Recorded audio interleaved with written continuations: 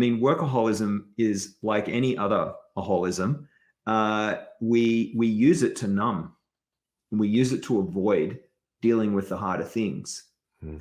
And so if we're going to do some work on ourselves, especially as we get older and, we'll just call it like more mature as leaders, the last frontier is inward.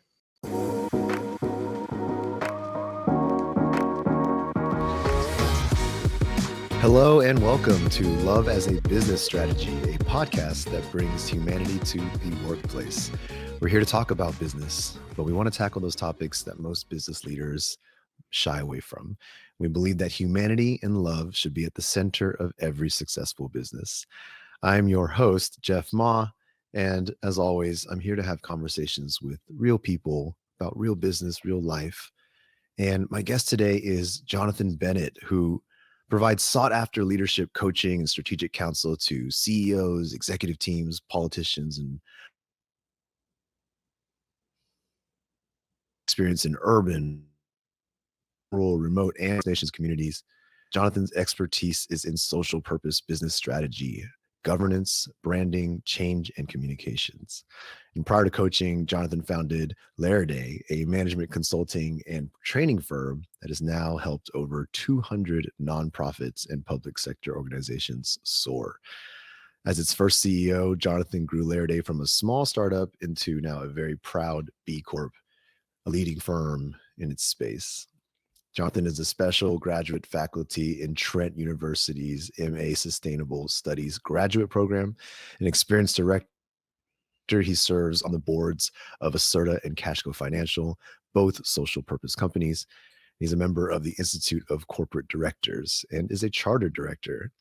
Also, a widely published and award-winning literary writer, Jonathan is the author of 7 books. Born in Vancouver, grew up in Sydney, Australia, Jonathan lives with his family in Peterborough, Ontario, Canada. So he's moved around quite a bit. But I'd like to, with that introduction, welcome Jonathan to the show. Jonathan, how are you? I am doing really well. It is great to be here, Jeff. Thanks for having me. Absolutely. We're recording this kind of near the end of the year right now. We're not sure when people out there will be listening to it quite yet, but for us, it's just pushing right up on the holidays. So we're all in good, cheerful spirits. Yes. You got any big holiday plans, Jonathan? I have just moved house, so I'm taking 2 weeks off, and I can't wait to kind of do a whole bunch of nothing.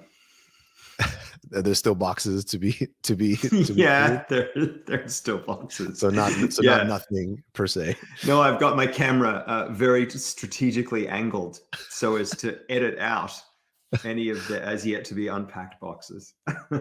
I love it. Jonathan, before we jump into, oh man, so many things I want to ask about. I have to start with you. You know, what is your passion? What drives you? What gets you up in the morning? And tell me a little bit about how you arrived at that passion in your life. Yeah, thanks, mate.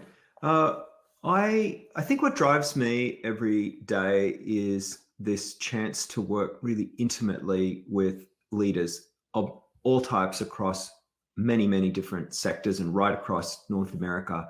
I think my word of 2024 is going to be variety, because it feels like that's what my business really is. I get to hold a pretty intimate space. Like, I think it's a great privilege to be with leaders and listen to some of the most complex, personally, everything from traumatizing to massive opportunities and everything in between. And that's what I do every day. And like, what an enormous privilege to go with people on a journey and to be able to support them, whether it's through kind of traditional coaching and like gentle encouragement, or if it's trusted advisory work, I'm helping them make decisions and giving them ideas. And so that's really what gets me out of bed and motivates me, is just to be with people on that journey. Awesome. When I'm curious, when these leaders approach you or find you, what patterns are you like? What the type of leaders who need your help most? What are you seeing out there nowadays? What are the trends? Yeah. It varies a little bit depending on where they're at in their own journey. Certainly, I'd say some common patterns are juggling all the things. So, how do you show up as an authentic, purpose-driven leader, yet keep the company profitable, make sure there's dinner on the table when you get home, and all the other things in between. And it feels like how to keep all the plates spinning is something that just comes up an awful lot. And that doesn't Mm. matter whether it's somebody that's new to leadership or somebody that's close to retirement. Being able to kind of make it all work in this day and age, it has that definitely comes up. I'd say for newer leaders, they're pretty eager, and I'm gonna sort of horribly generalize here, so forgive me, but they're pretty eager for support. It's a whole generation of people coming up where there's no shame, there's no defeat in saying, gee, I like a coach, that person could help me, and they've maybe been there before. They could push me, they could ask me tough questions, they could help me hold myself accountable, whatever the things are. And that's a really lovely place to be in. For leaders that have been around for kind of as long as I have, they sometimes need to get over that. And they'll begin with lots of guards up and lots of barriers up. And I'm generalizing. And so it's sort of a journey, a trust building journey. We often start with work that is quite business orientated, and they'll begin the conversation with lots of we's and us. It's very team-based language, which is very safe. It's a long way from an I and a long way from a personal vulnerability. And so we go on a kind of journey where we start broad, and then after a while I find ways in, and eventually we get to the real stuff and we get to do the deep work. And I just try to meet my clients where they're at. Totally relatable. I think the more I meet and explore people out in the world, there is this sense of, and not that it's weird or anything, because this makes perfect sense from the human psyche perspective, but Mhm. there's this guardedness around our vulnerabilities that's there to protect us. And it feels like the higher up we get, not only do we have less and less peers, we have less support structure around us. It gets lonelier and lonelier at the top. Yep. But we have to, inversely also project more and more strength and show more and more perfection outwardly. At least that's what we feel like we have to do. Oh, it's And so true. so I mean, I think the work that you do is incredibly important and difficult for that very reason. I'm curious, kind of where do you kind of place this personal growth and development, this introspection and self-awareness, these types of things? Hmm. Where do you position that kind of in a leader's journey? And I guess what I'm trying to say is they come to you for business work, and you say eventually you peel back the layers. Was that personal journey always kind of at the forefront and like the crux of their challenges, or is this something that needs to be paired with other elements of entrepreneurship? Oh yeah, that's a great question, and there's lots of pieces to that. I think. I mean, for sure, I want to sort of contextualize this by saying it is super different for everybody. But I think if I was to kind of again look maybe for patterns or themes, I'll maybe use a framework to help explain my answer. This is a framework from Robert Ellis, who's just a great coach that I've done some work with myself, and many other coaches out there have as well.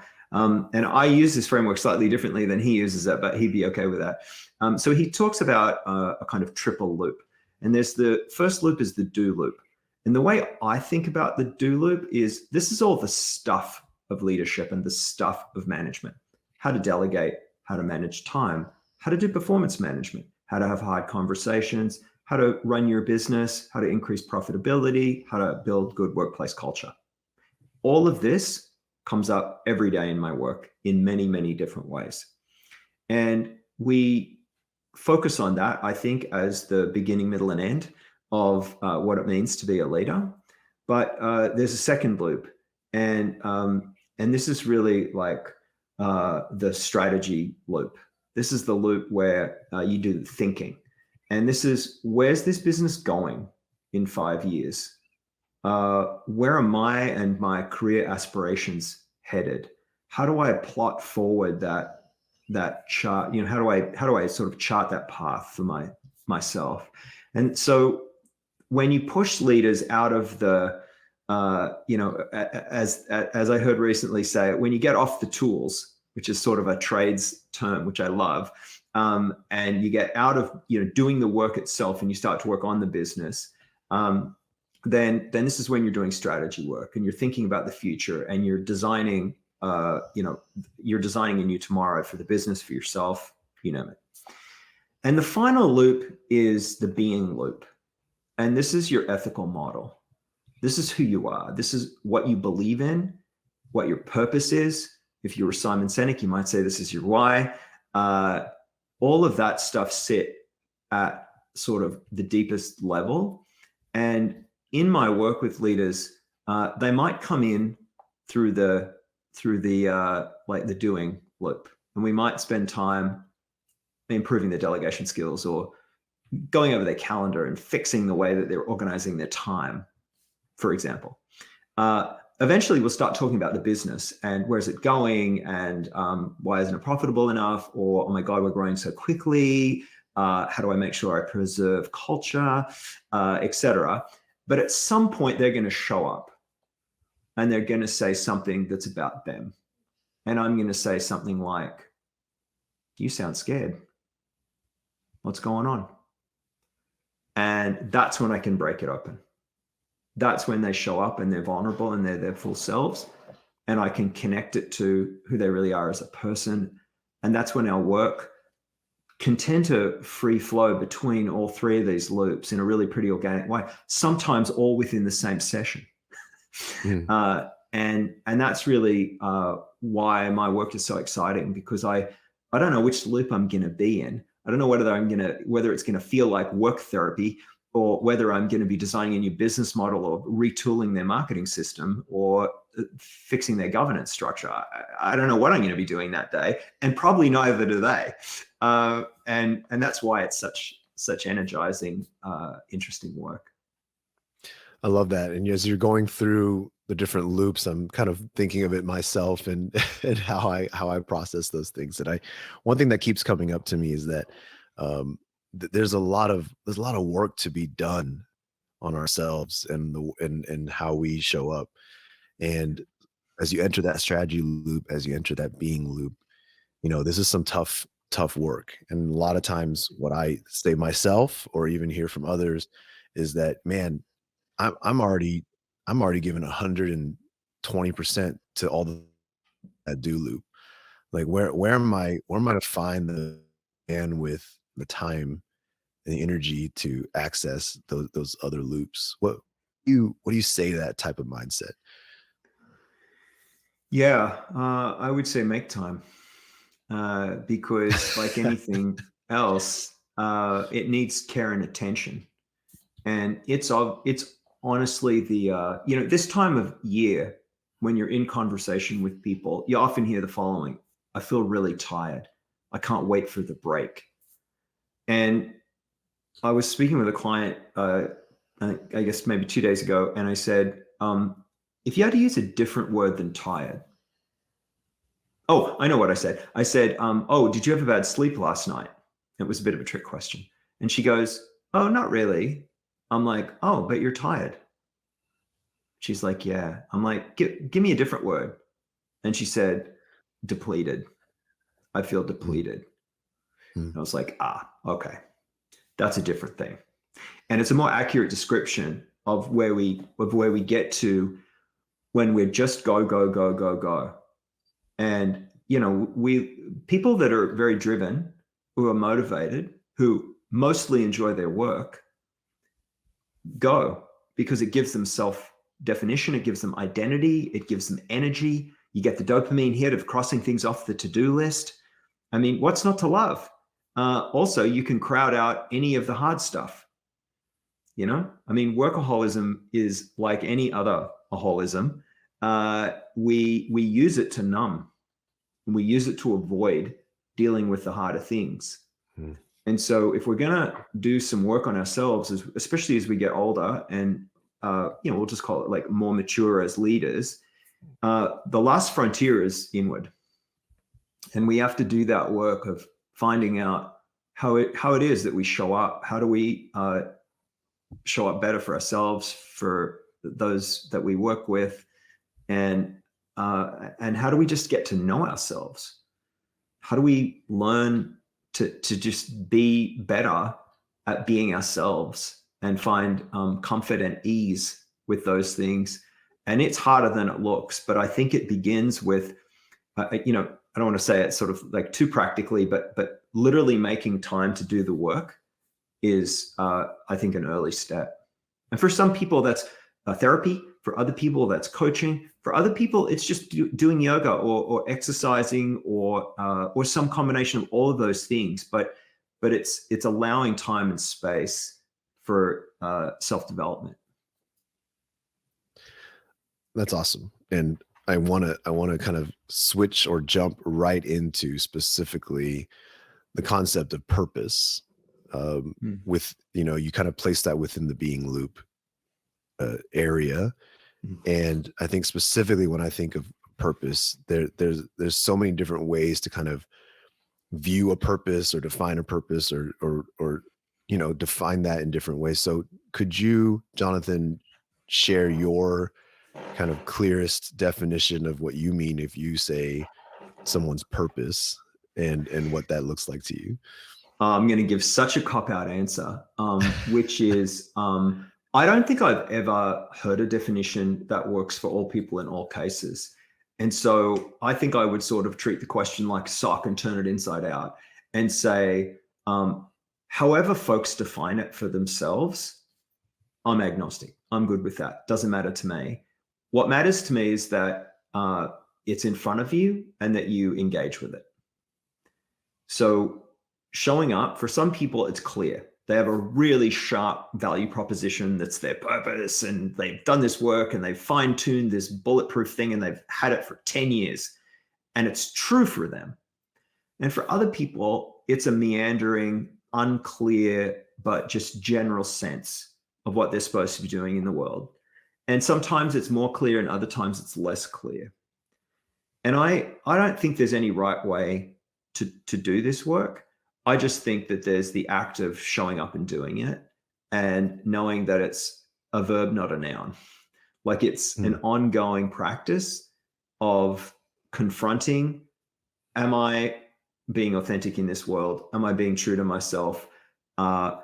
Is the issue that I'm having with this set of circumstances at work a values misalignment? Is it an ethical problem that I'm having?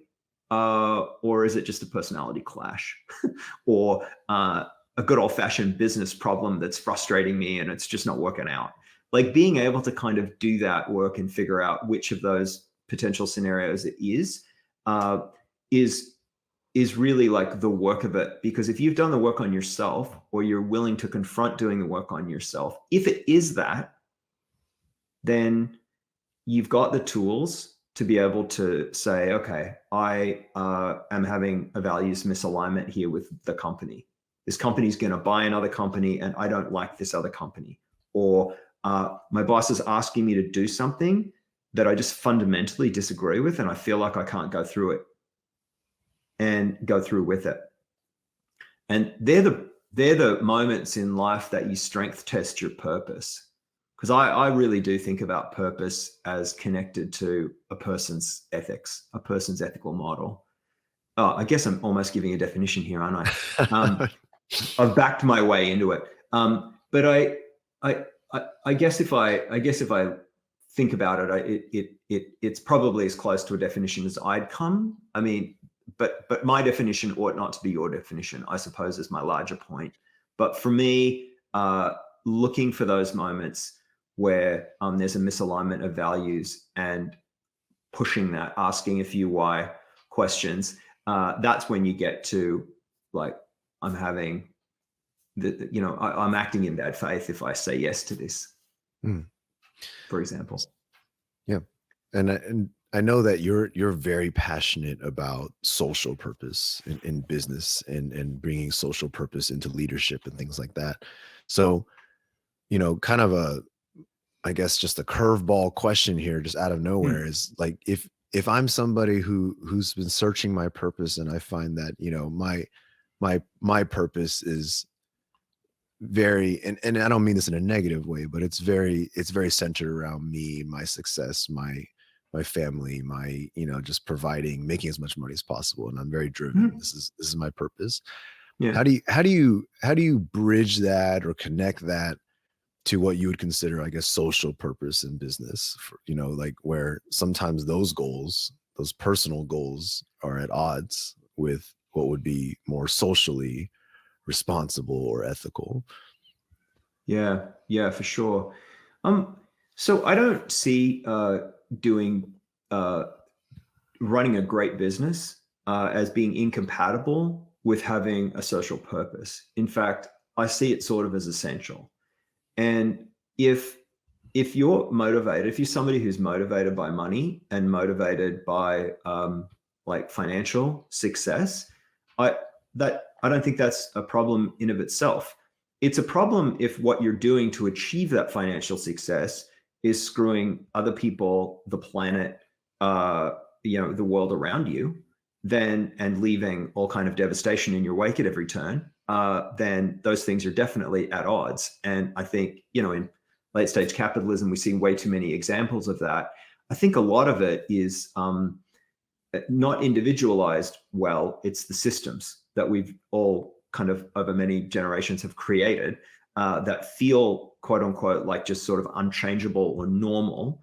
And the sort of outcome of that is all of the problems that we face in this day and age globally. And so, where are you in that journey? And I think for me, I was very motivated early on in life by the arts and also by healthcare and social services. And I worked in and around the nonprofit sector for the first half of my career. And I ended up on the senior team of a really large hospital. And when I when that role came to a sort of natural conclusion for me, we built this new hospital. I made it through 2 CEOs. I was still standing, but let me talk about depleted. I had like nothing left. And I had 2 young kids at the time. My eldest is autistic. And I just had nowhere near enough to give to my family, let alone where was I in all this? No idea, lost. And so I quit and I started this company that I wanted to kind of get back to my roots. And that's where I think my own personal journey towards purpose began. At no time did I ever say, gee, I hope I end up in the C suite of a huge hospital. That was never a goal of mine. And probably because I'm a white guy and probably because I just showed up and worked hard, the world unfolded. And there I was, like just receiving this kind of success. And that was, great. Except I just never really chose it for myself. I never decided that that was what I really wanted to do. And so I quit and I started this little company, and over time was able to pull in other people that wanted to serve community-based social service and nonprofit organizations, and we grew it, and it became a B Corp and a beautiful thing. And I think that's where I sort of really discovered my sort of social purpose and my social purpose journey. I find that incredible. And I think that, and I'll kind of say this very, again, not generalizing, but many of the people that I've met and I've had the pleasure of meeting who have these amazing stories of the ups and downs and resurrections of their lives. you know I often see that it leads to this starting entrepreneurship. I guess it often leads to leaving behind what, as you mentioned, like the system at times, and kind of finding your own path. I'm wondering how you do you, I guess, coach people through being within the system as well. Because I think it makes Mm, perfect sense that you're burnt out, you're spent, you have nothing left to give, and I agree. A lot of it is just what we have developed as a society around what is work is supposed to be and what expectations are, which is the very thing I want to change myself. mm, But for many of us, we may feel trapped in said system. We may feel like there is no, easy or viable, not easy, but no viable path, to the kind of like free ourselves from that. If I'm working within the system, if I'm trying to lead at some capacity and make a difference and still find my other loops and mm, find purpose and all these things, mm. where do you start in that conversation of like, okay, within the system, how do you navigate? Yeah, I think it's a great question, and it's a kind of conundrum, a sense of like there's these frameworks that we have to exist within, especially if you're in even a medium-sized corporation. There's policy, there's process, there's the larger systems of being profitable, and sometimes these things can be at odds with the person who we believe we truly are or could be. But life means that we can't just quit. We can't just walk away. And maybe we're not ready to be an entrepreneur. I think sidebar. I think you're right. There's lots of entrepreneurs that start because the system doesn't allow them the flexibility and the innovation to be able to do the kinds of things that they deeply want to do, and that's it comes from I don't know, somewhere between spite and just a sort of an unbelievably pent up sense of wanting to change that people launch things, and that's a beautiful thing. And that sort of energy tends to pull other people around if you're going to make a good go of it. But for those of you that are out there who now is not the right time, you know, I see you, and I think we all do. It is really hard. I think what you can do is try to make the world. It's almost like the zones of control. That kind of map. Whereas, like the closest zone is the things I can control. How I show up, how I'm doing, how I treat other people, how I am in meetings, in relationships. Those are all things that you can control. And you have, in the next zone out, you have some control over how maybe your team performs and how the business is performing overall, maybe, or your division or your department.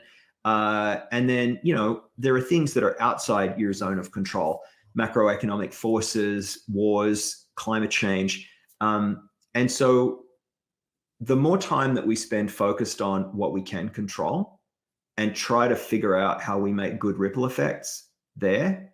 And if I show up and I'm doing okay and I'm there for the people on my team, I might be able to make 6 or 7 other people have a much better day than they would have otherwise have had. And they're all going to go home in a different space. And, that's multipliable if we're all, doing that as leaders. Now, we can't always all do that all the time, but if we're doing it more often than not, the net effect is that we can really make a difference, maybe not globally, maybe not even commercially in our own, if the company's some huge global company, like maybe you're just a tiny little cog in the whole thing, but your cog connects to the other cogs. Mhm. And you can make a meaningful difference within your sphere of influence and within the zone of your own control. And that can be enough. That can be enough purpose. It doesn't need to be the final thing, your crowning achievement of your whole career or your whole journey. But if that's what 2024 is going to probably look like for you, for good reasons, you're building skills, you're getting knowledge, you're moving ahead, then that's a really like legitimate and purposeful thing to be doing. I love it. Well said. Thanks, mate. I'll kind of close out with one last completely non sequitur question, but uh, fill in the blank. The most important thing for me to show up as my whole authentic self at work is blank. Is to be regulated. And what I mean by that is to know that your self-regulation, that you know where you are, that you have checked in with yourself, and you have kindly and gently held that state, good, bad, or indifferent, noticed it and accepted it for what it is and allowed it. And you can have a bad, quote unquote, bad day and not be in a good headspace. But if you're self-aware that that's where you're at, you'll be regulated through the day. I'm not doing great. I got big things going on in my life, and I'm waiting for the plumber to come, and 7 other things are happening. And if you aren't taking all that on board and noticing it and allowing for it, you're going to show up and be kind of a dick in meetings, and no one will know why. No one will know why. Or they'll think, wow, you're having a bad day, or that's unlike you, or, oh, here he goes again. And that's not great. But if you know that those things are all going on and you can stay regulated, you may even be able to communicate those things to the people around you. Hey guys, I'm hoping I'm not going to be short today. I'm waiting for the plumber. I've got some pretty complicated stuff going on at home. So I just want to let you all know. Anyway, what's on the agenda? It doesn't take much, but that level of authenticness can show up, and you can let people know that you're a human being, that you are juggling things in your life. You can allow people to see you, and hopefully you can see them. And I think that's really, for me, it begins with just staying regulated and knowing that you're doing okay, or if you're not okay, knowing that too. And the teacher for me is my eldest kid, who's autistic, and I spent many, many, many years co-regulating them. And what that meant was learning how to just hold the space for somebody that wasn't doing well, and allowing for, at times, many hours to pass for them to kind of come back into regulation. And I, over time, realized that, I have that too. Like, I'm not autistic, but I get dysregulated. And how do I know when I'm dysregulated, and what am I like? And how do I behave? And I can prevent those things from happening if I take stock and allow myself the humanness of not being okay at that time. Well, that's okay. So I think that's my answer. Beautiful answer. I love it. Love it so much. Jonathan, thank you so much for your time today. Thank you for all the wisdom you shared and your perspectives. It's really, really important what you're doing and what you're sharing. And I hope everybody got a lot of value out of that. So thank you so much for the time today. Thank you so much, Jeff. It's been great to chat with you. And if anybody wants to connect with me on LinkedIn, just look me up, and I'm happy to chat anytime. Absolutely. And then I noticed you have clearlythen.com. You want to talk a little bit about that? Yeah, that's the name of my company, and that's my place on the internet. So if anybody wants to reach out and learn more about the work I do, that's a good way to find me, and or on LinkedIn. Awesome. So with that, listeners, I hope you do check that out. Appreciate you sticking with us, and hopefully you've checked out the book. If not, please go find it. Love is a Business Strategy. And Jonathan's got his copy right there. Look at that. And if you haven't, please subscribe, rate the podcast. We really do appreciate all of it. And with that, we'll be seeing you, from where I am now, next year, probably, because I'm going to go have a holiday. Jonathan, you going to have a holiday? Definitely going to have a holiday. All right. This will be in the new year already. So by the time you hear this, we'll have had our holidays, but hopefully they went well and everybody's having a great 2024. So with that, we'll see you all next week.